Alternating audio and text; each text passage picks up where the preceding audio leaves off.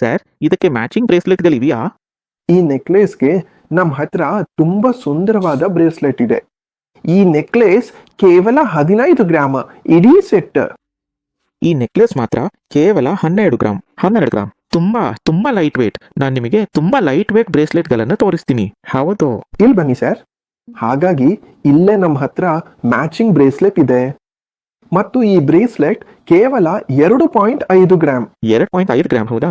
ಇದು ಈ matching necklace ನೊಂದಿಗೆ ಮ್ಯಾಚಿಂಗ್ ಬ್ರೇಸ್ಲೆಟ್. ತುಂಬಾ ಸುಂದರವಾಗಿದೆ ಅಲ್ವಾ?